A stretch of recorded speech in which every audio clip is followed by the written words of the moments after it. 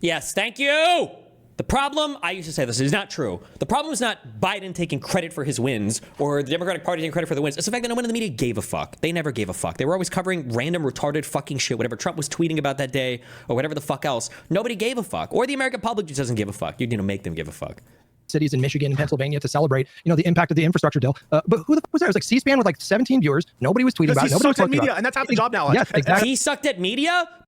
100%. If it wasn't mentioned, I feel like it would be some kind of Republican. It would be a Republican in West Virginia, and that person would fall in line with Trump. Biden isn't media. Biden is the president of the United States. He's not a media person. He can give interviews, but nobody gives a fuck.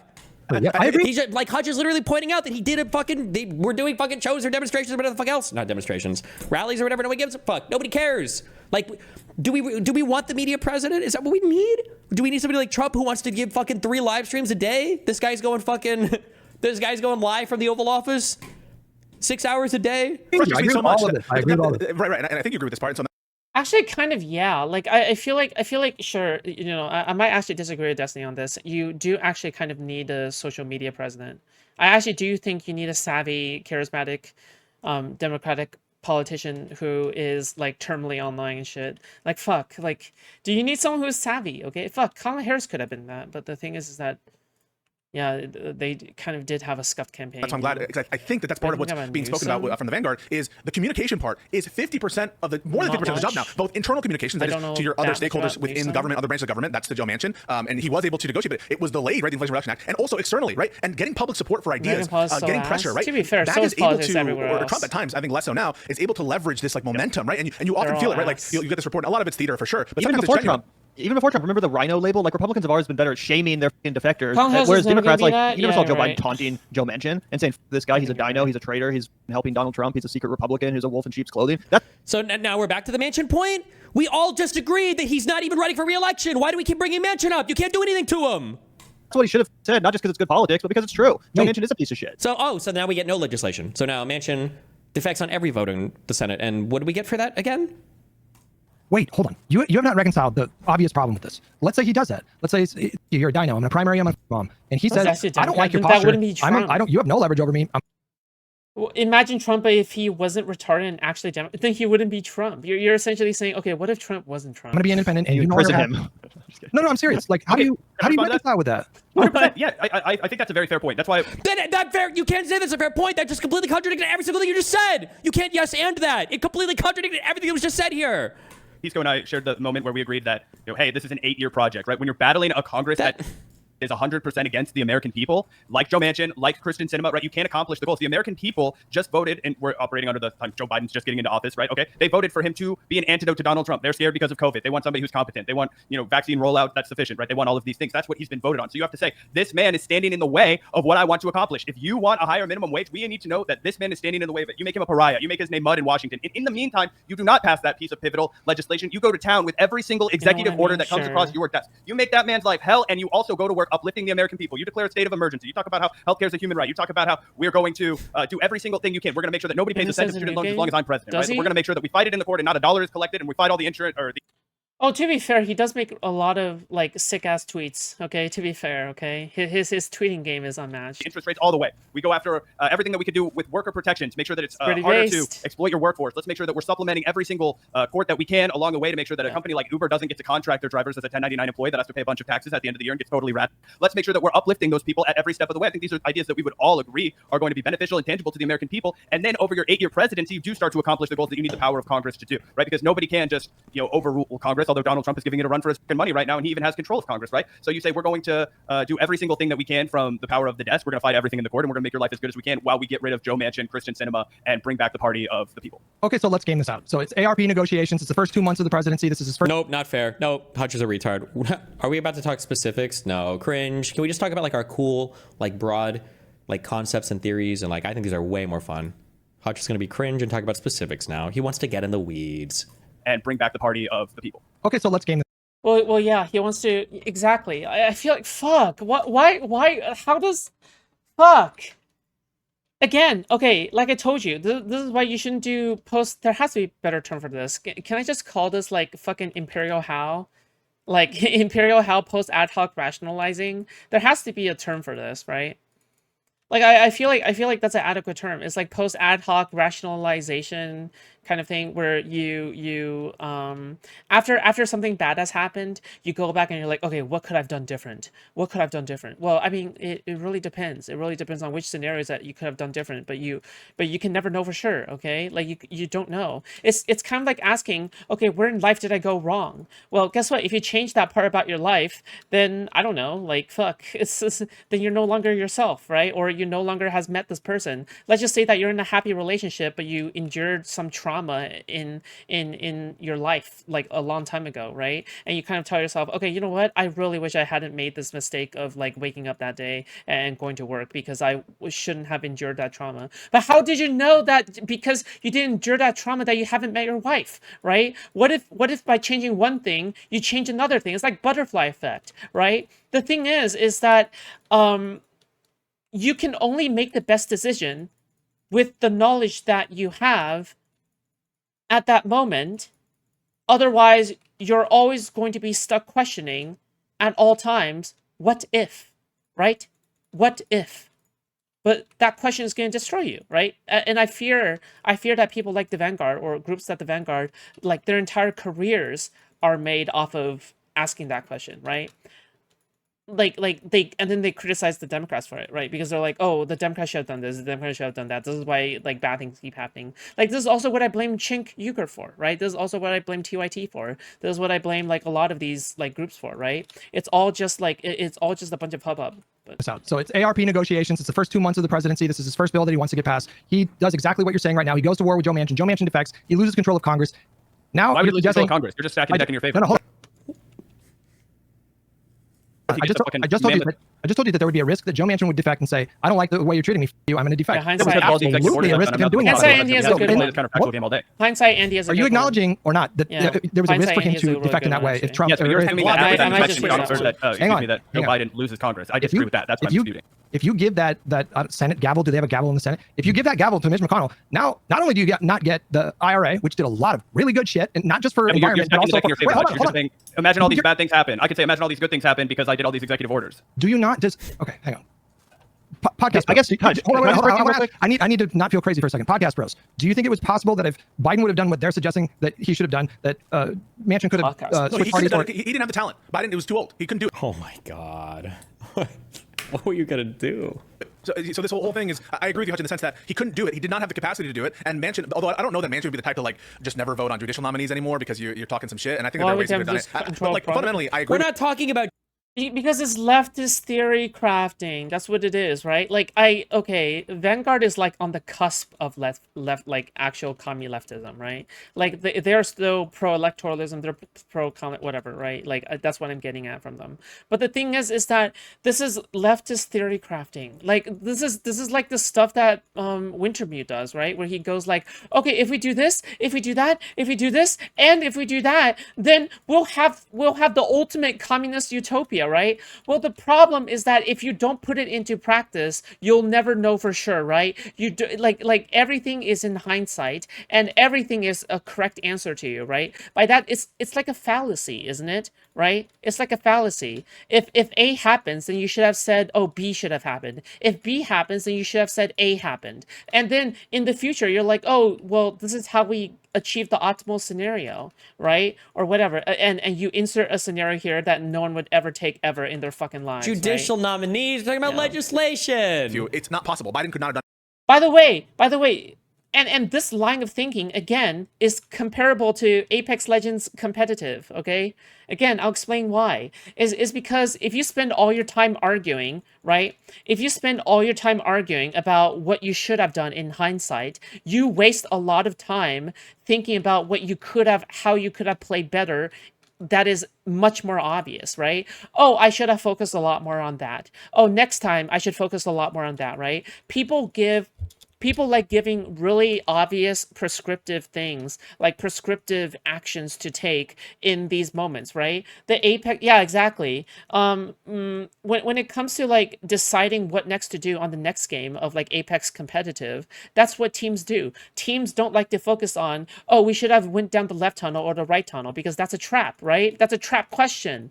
Because you're trying to work with the information that you have at the time. Instead, you should say, well, in that scenario, I should have focused on the guy that was on the far side, or in that scenario, I should have focused on the guy on the close side, or whatever the fuck, right? Like it's very I don't know. It's just. Yeah. He did not have it in him. It's not in his character to do the kind of play that the Vanguard are talking about. It was 40-year-old Biden in his prime. Could he have forced the $15 an hour minimum wage on Manchin? No, Hutch, Force the issue? obviously, to your point, Hutch, it's clear that what you're saying is. Peace go Dodgers like a snake. Listen, Hutch. Oh, that was such a good question from Hutch, right? Now rather than, what should Biden have done? Now we're like, well, Biden could have never done it. And I was just, okay, what if he was 40 years old? You think he could have gotten Manchin to the 15-hour minimum wage? And then he takes a drink and he lets someone else take over. He should have forced an answer from that question. It's true that it was a possibility that it would happen. I mean, I think that what's fair, I guess, to say, obviously, to your point, Hutch, it's clear that it literally tag team debate, like literally tag team. What you're saying is true that it was a possibility that it would happen. I mean, I think it's crazy. What are these talking points? What's fair, I guess, to say at least, is that literally did happen with both Manchin and Cinema. They both turned independent eventually. But they supported the legislation. Yeah, Why didn't they? Or did Manchin and Cinema defect from key legislation that they got enough Republican votes on for the infrastructure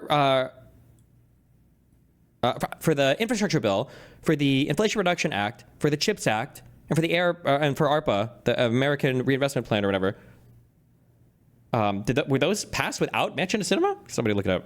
This is like wildly disingenuous. He switched parties Why is it disingenuous? He switched parties after they lost control of Congress when it didn't matter, bro. That's Oh, nice. Hutch knows the answer. Hutch, but I think what you've never addressed is this idea that, I mean, I've already conceded. What Hutch has never addressed? Holy shit. I would lose it on the show, dude. Like personally, I don't know if the Vanguard boys would agree with me, but like I've already conceded that, look, you might have a world where you do what the Vanguard guys are saying, and all of a sudden Manchin goes independent, 2 years earlier, and maybe you don't get the IRA passed, and you have to deal with like the current subsidies instead of the expanded ones or whatever. Like that's a risk that you have. And similarly, and I compared to the Trump project, that he loses a lot of elections that he would maybe otherwise be able to win because he endorses radicals in primaries and they end up winning the primaries. But again, that long-term compositional change of the Republican Party seems to have netted them out policy wins when they're actually able to control the government, right? And I think that Democrats, but they don't have policy wins explicitly. Trump just fucking ramrods through as many executive orders as he can, and that's it. Where's our border bill? Where's anything besides the fucking tax bill? Where is the full repeal of Obamacare? It never came. It's not coming. What are the big policy wins from Donald Trump? I think the Democrats should engage in a similar project for the long term. For the long term? One, remember, Donald Trump lost his election. He lost his second election, so he wasn't even a two-term president sequentially. Number one. Number two, long term, what is the Republican Party going to look like in 2028 when Trump is gone? Because every Republican behind closed doors is petrified of that right now. And I think they're probably terrified of what the midterms are going to look like, because every midterm. By the way, I just want to say, like, talking about the long terms and how the Democrats should think about long term is privileged thinking. The reason why it is privileged thinking is because there are people right now who are poor, who are in a worse state right now, who is not white, who are currently suffering under the current administration. They don't have the time or the effort to think long term. Okay, this is why leftists are so fucking privileged and unaware of everything around them, is because they don't actually care about minority communities currently suffering right now, actually suffering, not just suffering, say, from oh, blah, blah, blah, the fucking judicial system, the police system. No, they're being taken away by ICE right now, okay? That's what's going on, okay? Without due process. I don't know what to tell you. Dude, the emergency is now, right? It's like Ezra Klein said, the emergency is now, right? So, they don't have time, they don't have the opportunity or the privilege to wait for that long of a time. You can't think long term anymore. You have to think now. You have to think now, okay? You have to think now. There's no choice. There's no choice. There's no choice.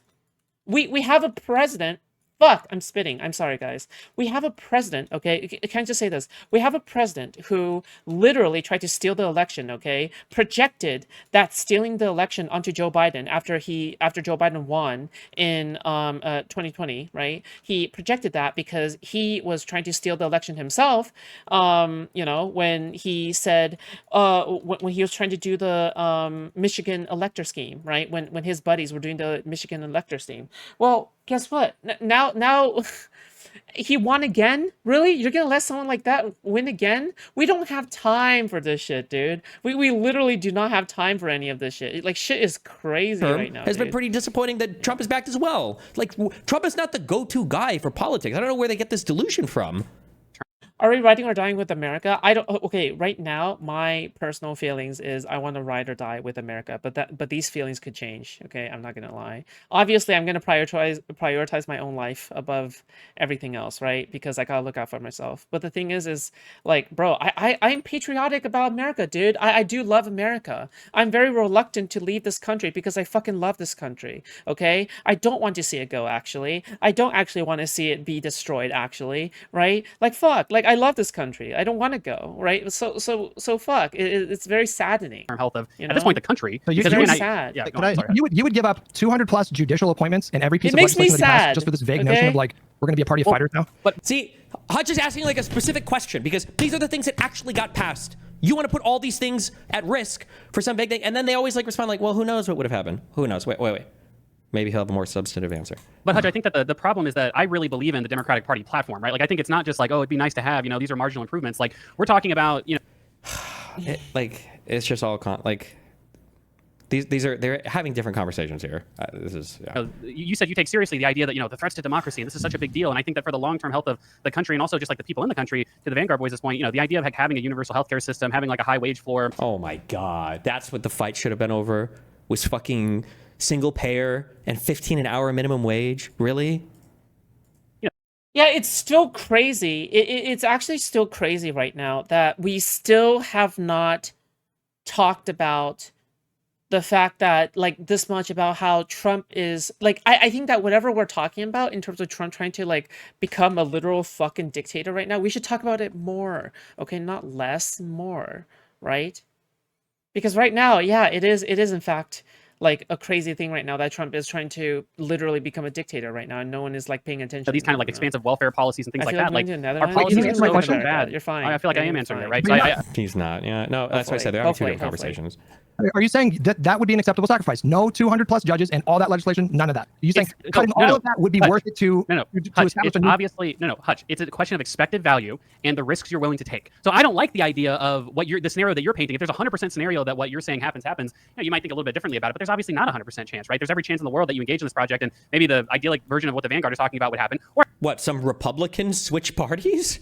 at the very least, you know, something settles out in the middle or something. Like, you never really know how these things are going to go. But I was just going to say, last sentence, that I think establishing a basic standard within the Democratic Party that, hey, I don't care if you don't like this policy. We have to do these things, not only because, you know, it's the platform that we ran on and maybe there's some long-term gains to that, but also it's just really good for the American people, Hutch. And like, it's worth like saying, hey, moderate asshole, you, like, we have to actually get this done because it's good. Like this is the progressive like mind rot. Is everybody likes this? Trust us. Even if all the politicians and lawmakers are complaining, even if a lot of the constituents might vote differently, trust me, like, this is good for the American people. They're just too stupid to realize it. They don't know it, but trust me, they'll love this, okay? Trust me. You don't need to do the thing where you're like, I'm the one that actually cares about these policies. Meanwhile, you would pursue a strategy that would result in no judicial appointments and no pieces of legislation. You don't know that What for if you sure, want- Hutch. It's But the is- risk do that you you're under- willing to take, right? Okay, Like, let's fine. Put the risk aside. What is the possible benefit? Are you going to move Joe Manchin on this? Yes or no? He moved on the IRA. well, No, yeah, I don't. Hold on. Are you going to move him on $15 an hour? No, Hutch, to answer I your don't think question, to answer your question as directly as I can, it is irrelevant to my point. I don't think so. Wait, he moved on the IRA because Biden threatened to primary him?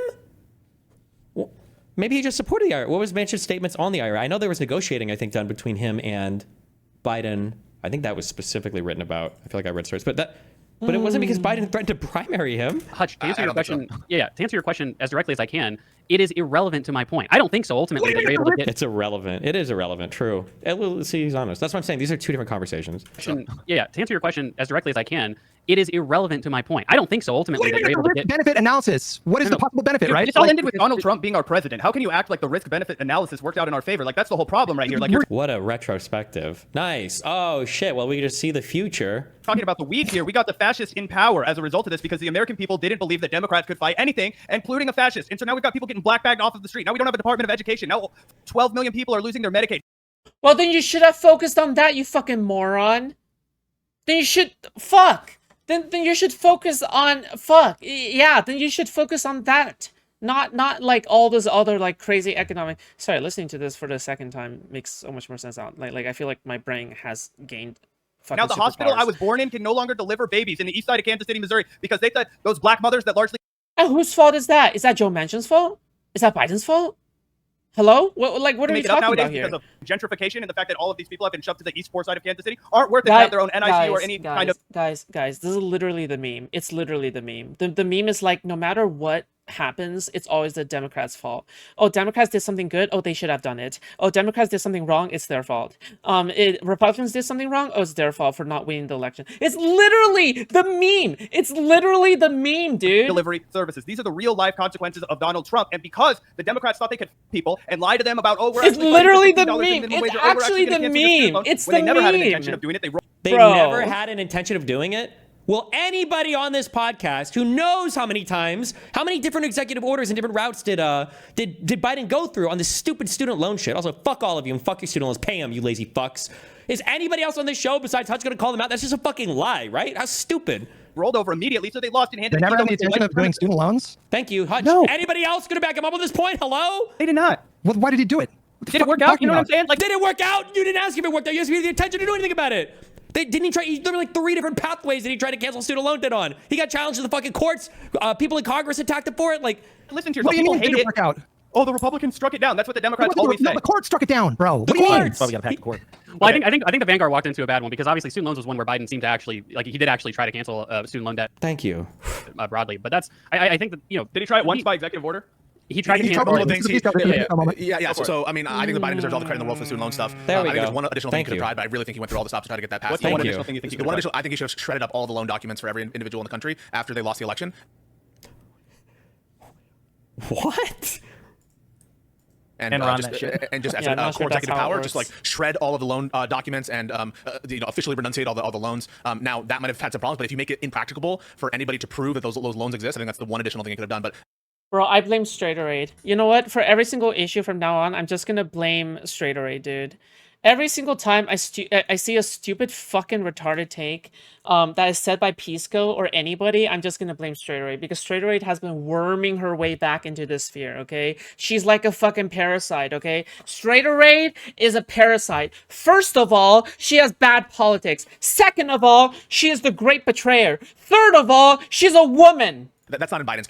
I mean, like the debt is still there. You would have to account for it. So that's okay. Well, I guess. Character to do that. There could have been other ways, like other documentation, but it would have been such a mess. But I do think he should have done it. And imagine the political capital Republic. I like how this guy. Fuck! Oh, fuck you, Krobmeister.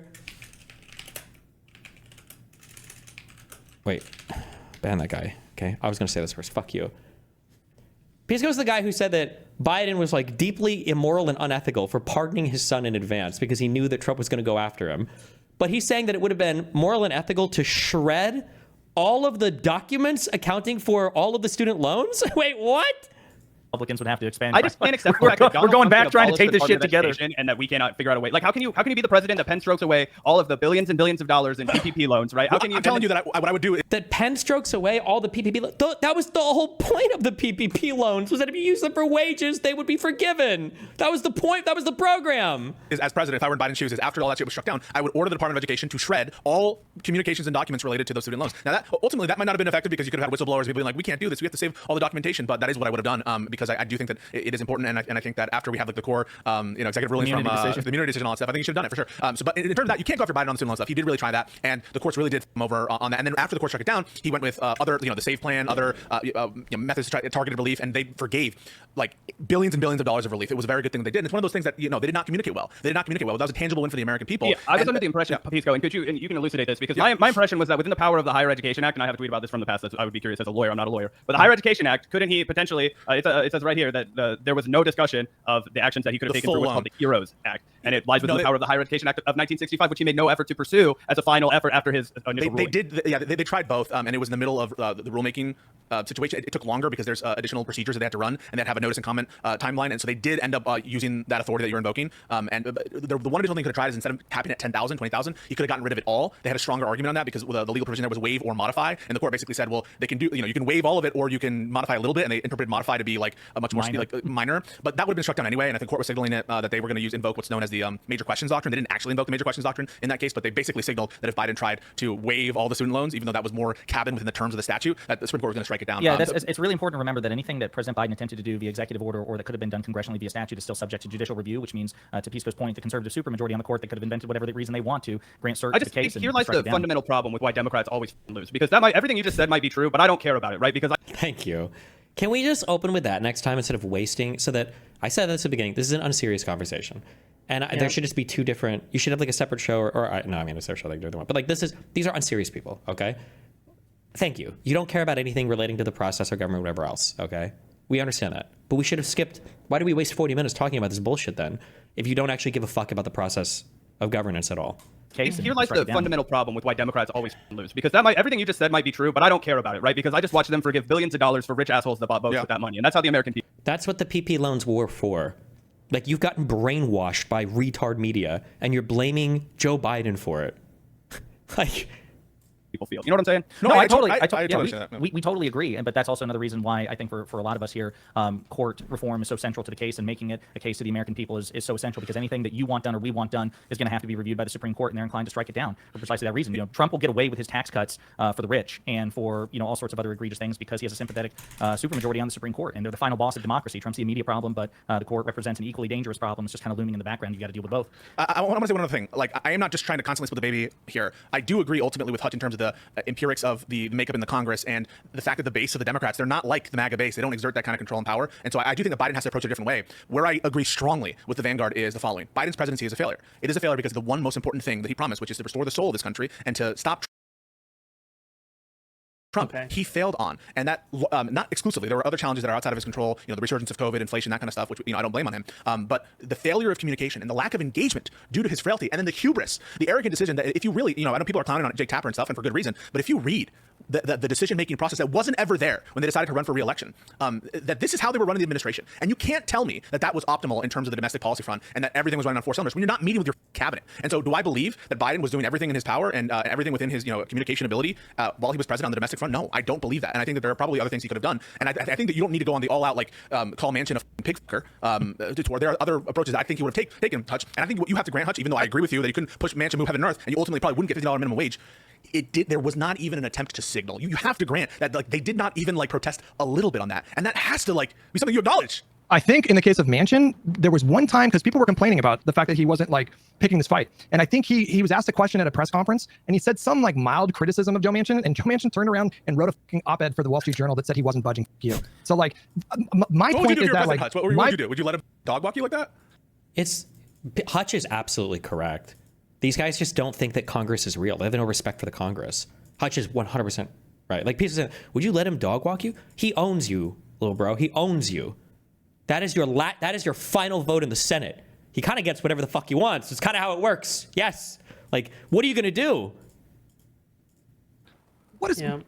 You just told me about would you be Manchin's bitch? Right. Just like Biden? No, I agree with you that you can't... You have this precious little time and this precious little political capital to spend. These are the historical trends. George W. Bush after 9/11, he was the only guy to buck this trend in the post-war era. Every single other time... Biden bucked the trend. Biden bucked the trend in historic fashion in 2022. I'm not talking about beating incumbents. I'm talking about when you give a trifecta to a government, or to a political party, the American voters, you only get 2 years. It's just way easier to be on offense 24/7 when you're out of power, which is why you're going to see the Democrats have a lot of success in special elections. Hutch, is your position just that Joe Biden should have rolled over and he was right to roll over, and that Joe Manchin was totally cool to call the shots, and you don't really see much of an issue with that? You're not frustrated by this? You're trying to frame it as though it's this moral issue, and it's not. It's not an issue of morality. It's an issue of practical consideration. If you only have so much time to deliver on your agenda with legislation that you can get passed through simple majority. Yes. As I was talking about before, okay? Remember. Hutch is talking about from the mindset. He's trying to explain why it's such a fallacy to try to think of things in post ad hoc reasoning, right? Like he's trying to explain that part, but they're not listening. These other people, they're not listening. Okay. In that limited amount of time, you don't have time to think. Again, Apex Legends competitive example, okay? It's a microsecond. It's a microsecond. You're trying to make a decision, okay? You're trying to make a decision in a microsecond, right? Guess what? After the game is over, after the Apex Legends round is over, you can think however you like. Okay, you have infinite amount of time to think about that one scenario that you should have like made differently. Okay, but in that moment, you had a microsecond to make a decision. Okay, you didn't have that much time to make a well-informed decision based off of the information given to you. Okay, so again, like it's you have to be careful. All right, that's it. Apex Legends stream when? I don't know, maybe one day. To stall an entire piece of legislation as an op-ed in the Wall Street Journal, and you're just gonna okay, Mr. Manchin, you're right. If I thought that I could get something out of it, then obviously you fight. But I don't think you guys fully appreciate. That's what's gonna lead to more Donald Trump, though, dude. I don't think you guys fully appreciate that the Congress sometimes says no. I'm not saying that the problem was that the Congress gave. I just gave you 10 other solutions of what I would do if the Congress said no to me. What I'm trying to point out to you is that if Democrats ever wanted to have a chance of winning, they have to deliver on some of these promises. I have a really good argument as to why they didn't deliver on any of these promises. You said your solution was you were going to do an executive order for everything that he would have done otherwise with the legislation, which is like a baby brain take. That is not a baby brain take. I said, what could you do from the power of your desk? You seem to suggest that the president can do whatever they want with it. Have you watched Donald Trump's presidency, my guy? Does it look like it's brain in check? Check him on executive orders. I already told you I agree with stacking the court, Hutch. I already told you that. That's not even on the. That's a separate conversation. Continuing the circle. It's an infinite circle at this point. Can I propose a slight change of topic? Because we talked about this. Well, I was just going to say, we've talked about this. One interesting topic to kind of tie into is right now, this is kind of a historical debate. What should Biden have done? But right now, okay, this is an interesting question. We've got this big kerfuffle with the Epstein files, okay? And there's a question, what should Democrats do with this controversy today? And what should they do if they capture a House in Congress in 2026? I'll answer this. You keep pushing it until the Republicans chicken McDie, okay? Listen to me, okay? It doesn't matter if you're pro-conspiracy. Fuck, I believe that Epstein killed himself, okay? I don't believe that a conspiracy happened to assassinate Epstein, okay? I don't believe that, okay? But regardless, it doesn't fucking matter, okay? If I was a political actor, the answer, the objectively correct answer is to keep pushing on this as if it is Hillary Clinton's emails, the election was stolen, or Trump talking about it's Biden's fault. All right. The fact that Republicans and Trump is able to talk about these things so effectively forever is crazy to me. Okay. We need to capitalize on this Epstein shit. Yes, we do. Okay, yeah, you do need to move the needle on that. Yes, I think that's the flavor of the week, guys. That's what's going on right now. It is the flavor of the week, and I think it actually does relate to what we were just talking about. Because in the modern era now, and like when we're not out of power, I am so pissed off at the people who are being pussies. I'm just so pissed off at the people who aren't fighters. There is Destiny. They wanted Biden to be Trump. They aren't disgusted by Trump's methods, only his results. These people don't care about the Constitution. It's not about that, though. Trump is destroying everything, and and you can destroy a lot if you're a destructive person. But they don't want a liberal president or a left-leaning president coming to destroy everything. They want them to like construct a whole bunch of things. It's significantly harder to do this, right? So you complain about Trump is able to do so much stuff via executive order. Okay, well, what's he trying to do? Tariffs on the entire fucking world. Okay, so Biden comes in. What do you want him to do? Tariffs on the entire fucking world? No, that's not constructive. Trump can be destructive in a whole bunch of different ways, right? Trump wants to come in and why are Dems doing anything people and want? what? Yeah, like, I don't revoke birthright citizenship. I like how like there are probably people still doing the whole entire like, oh, the Dems should do this right now, even though they literally don't hold any power right now. Okay, he can do it with an executive order. What do you want Biden to do? What's similar to revoking the only thing birthright you can do is citizenship? rhetoric work right now. Like, okay, I'm adding just saying. like it's just they're like. Republicans are, especially Donald Trump, is like single-mindedly trying to dismantle. Like he dismantled the Department of Education and USAID. What do you want Biden to come to do? Dismantle departments of the government? It's just. I'm going to be honest with you in terms of like the messaging on this, on Mamdani, like the fact that we have conservative or I don't know, centrist Democrats or whatever you want to call them coming out and not supporting the nominee in New York pisses me the off.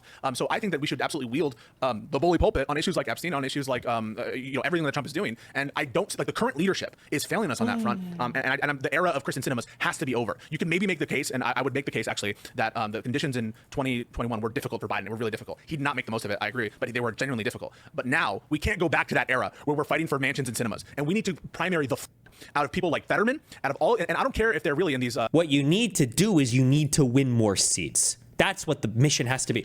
I'm sorry, but anybody who talks about the necessity to primary people and like a 50-50, 51-49 split, it's a deeply unserious conversation. You need to shore up your base, and you need to win some real margins. You need some actual seats before you talk about fucking primarying people. Uber, whatever districts, people like Glusenkamp Perez, I don't like them at all. If you are giving Trump like all of these signaling victories, Spit, and Destiny, you're like spit. condemning like Al Green when he Spit, stands Destiny. up for Medicaid and all that shit, that pisses me the fuck off. And so Fuck. I wish I could suck Destiny's dick right The now. Al Green shit was cringe. That is true. The censorship of it was cringe as fuck. Other people maybe who this didn't even apply to. I will. Yeah.